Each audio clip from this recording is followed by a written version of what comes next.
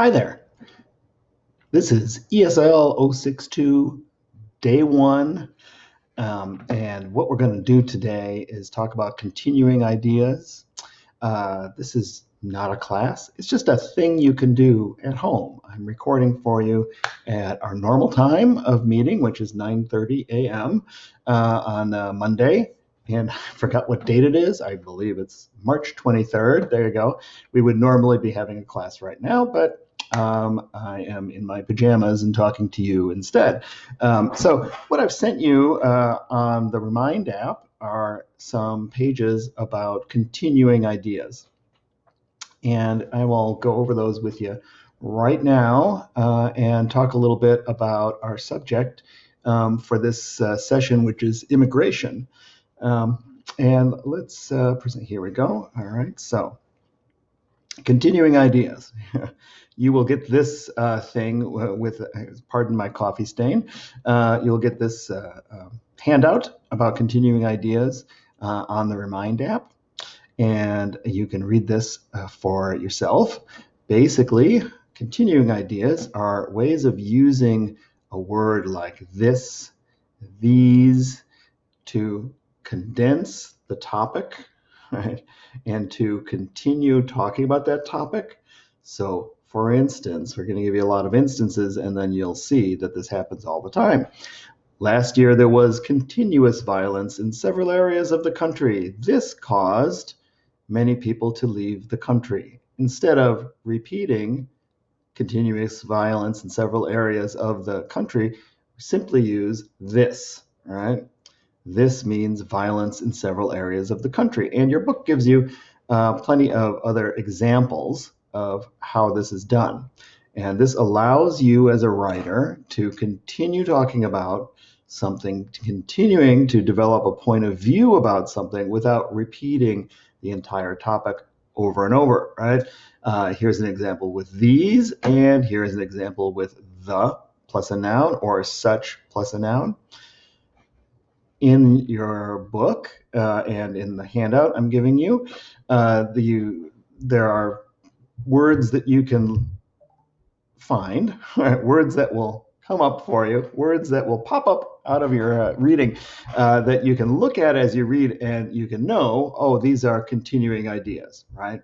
And you don't have to memorize every single one of these words, but it's a good practice, I suppose, to kind of know that they exist and that this is a way of continuing an idea and developing a point of view. So this week we're talking about continuing ideas, and throughout our whole session we'll be talking about point of view. Okay, so ways of expressing your point of view. You're going to need to continue your ideas. You set up an idea and then you continue talking about it, right? And that develops your point of view.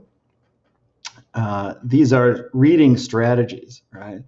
And these are the important parts of the handout or the book here, right? Look for continuing idea markers. This, or these, repeated noun or synonym, the repeated noun or synonym, such as such plus noun. Synonyms are important because often writers don't want to repeat the same word over and over, right?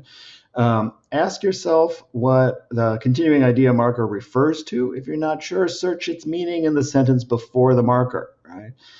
Use your knowledge of vocabulary, general words, synonyms, and word families. This helps you to know. We'll give you some examples of how that works, okay? And why synonyms are important. Synonyms are words that mean about the same thing, right? So instead of repeating one single word over and over, a writer will use a synonym to continue that idea. It just makes the writing more interesting. This is an actual real article, and it's about our topic, which is immigration. And it was a recent article from just a month ago from the Harvard Business School. And what they were doing is, well, let's see what their point of view is, okay? I'm going to read this with you. So if you're at home, go ahead and read this on your screen. Check out words that you might not know, right? and skip over some words that maybe aren't that important, right? That's another reading strategy. Right? Recent waves of immigration to Europe and the United States have triggered concerns about the economic impact on the native populations, as well as calls for tighter restrictions. This column, now that's not really a continuing idea, that's just referring to the column, the paper that the web article that this comes from. This column reports evidence from the mass migration of Europeans to the United States in the early 20th century, showing that despite immigrants generally having a positive economic impact, anti-immigrant sentiment was powerful, particularly in cities where there were significant cultural differences between immigrants and natives. This historical experience offers potential lessons for today's policymakers on the value of measures to promote greater cultural integration of immigrants. Over the past 40 years or so, both Europe and the United States have experienced a dramatic rise in immigrant population. These trends have renewed interest in the effects of diversity on economic growth and social cohesion. So, you don't have to understand everything about this, but you'll see that here in the real world, they are using things like this historical experience. What are they talking about there? What is the writer referring to? They're referring to the previous idea about waves of immigration that happened in the past. Right? So this historical experience, here's the idea. We want to continue that idea. This experience that in Europe and the United States, there are now waves of immigration. There was in the past a big wave of immigration from Europe to the United States. And what can we learn from that experience? Well, this historical experience offers potential lessons for today's policymakers. Here's the point of view of this article, the main idea on the value of measures to promote greater cultural integration of immigrants. The word integration is important there. So you may not understand every word here in this paragraph, but integration is important. Integration means that immigrants assimilate. That's another word that we'll get to. Immigrants become a part of, right, the culture that they're in rather than remaining apart from it, right?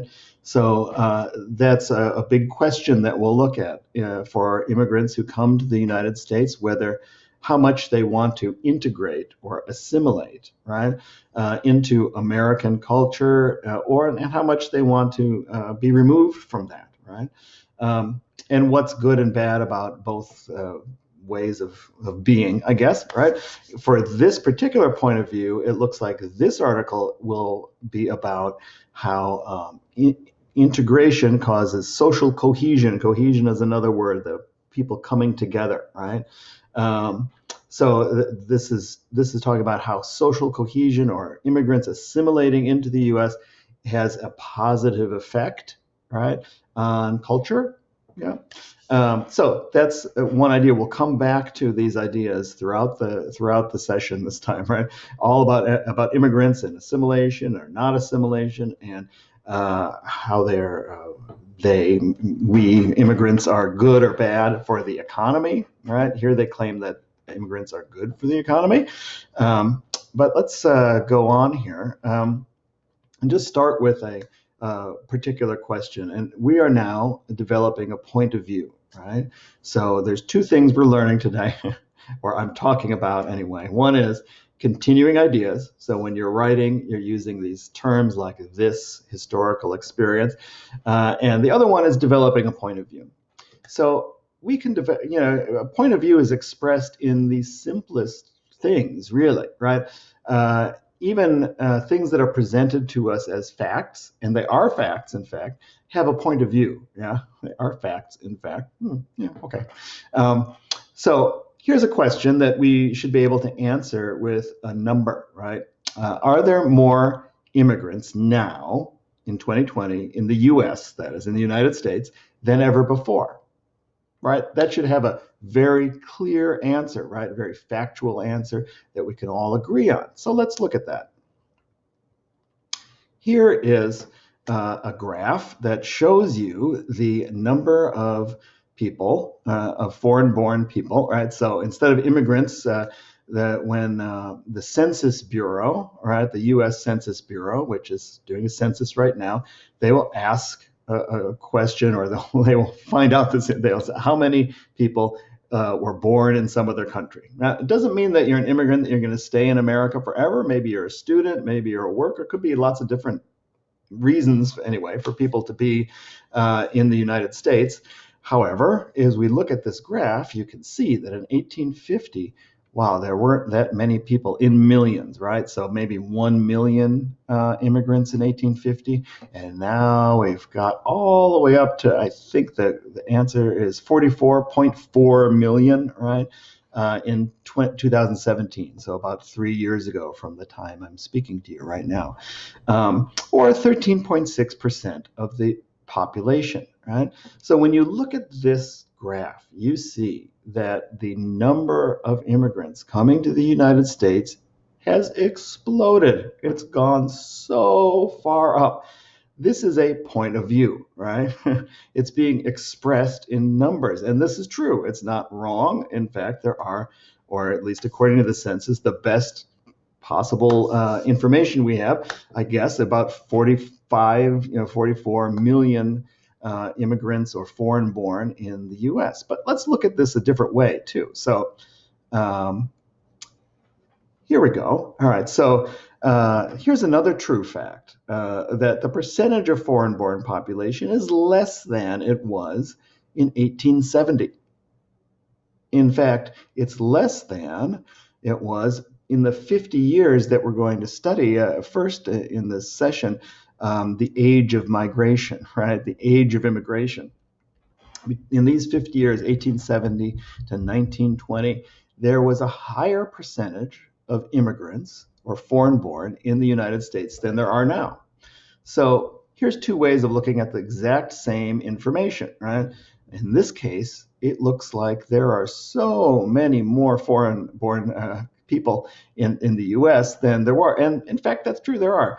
However, there are just more people in general, right? So the population of America is quite a bit larger than it was in 1850.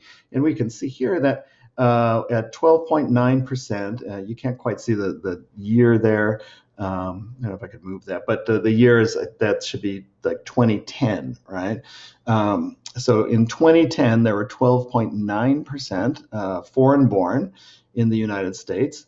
In 1870, there were 14.4%. So we can see that, in fact, the percentage has risen since 1960, right? In 1970, very low percentage of foreign-born. So it's certainly risen higher, but as a percentage, it's about the same, right? So the point is that your point of view can be expressed in this way. And when you're reading a graph, one question you can ask yourself is this a number or a percentage, right? We're going to look at in our lives now, we're in the middle of a crisis that involves numbers, right? And when we look at numbers, so the coronavirus crisis is happening right now, right? There will be numbers, and then we'll have to ask ourselves, like, is this a percentage or is this a number, and what does it mean, right? Is this the number of people in Italy or a small country like Iceland or the Netherlands? What percentage of the population is affected, right? When we look at what's happening here, we'll also be looking at numbers. But the point is that you can express your point of view this way. And often as readers, we just look at that and say, oh, well, that's a fact. And we're swayed, we are convinced by these facts without thinking this simple question: is this a total? Is this a number or a percentage? Right? Is this a raw number that is 44 million immigrants, or is this a percentage? Right? 13%. Right? And what language do you just use to describe that number? Right? Here's one way of saying it: there are fewer immigrants in America right now than there were 100 years ago, right?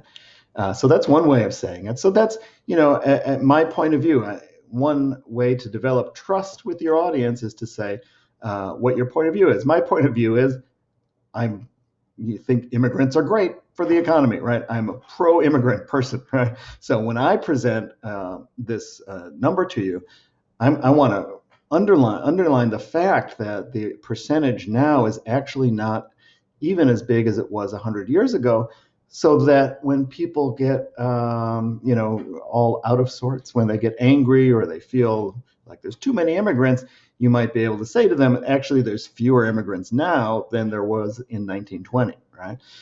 However, that's just my point of view, right? I want to instead of making people, I don't want to, my point of view is not that people should be scared of immigrants, right? That's my point of view. It might not be your point of view, right? So I present to you in this way. Now, here's another way, right, of saying this is the same graph, the same information, right? The percentage of immigrants in America is nearing historic highs. So before I presented this information to you by saying there are fewer immigrants now than there were 100 years ago, so why get all excited, right? Or you might say it the opposite way. Look at this graph, same information. The percentage of immigrants is nearing historic highs. We have almost as many as we did during the age of immigration 100 years ago, right? So depending on your point of view, you will see these numbers in different ways, and you will present them to people in different ways too, right? So all of this is just to say, right, as you are looking at numbers and graphs and things like that, you ask yourself, as a reader, we ask ourselves, where does the information come from? Can I trust it? In this case, yes, you can, right? And how is that information being expressed? Numbers or percentages? And what is the point of view of the writer or the institute or the organization that is giving me this information, right? Okay, so now if you would like, this is not a real class, I'm just talking to you, right? Please ask me questions, tell me to slow down when I speak or whatever, right? And talk to me on the Remind app, right? And talk to each other. And these are some questions that we can think about before Wednesday's class, which isn't really a class, I'm just talking to you, right? And giving us all something to do while we are sheltering at home, right? Here's something you can do. Talk to the people around you, or write down these answers, or write on the Remind app, or send me what you think. Here are the questions to think about before I talk to you again on Wednesday. Why do you think people choose to immigrate? Good question, right?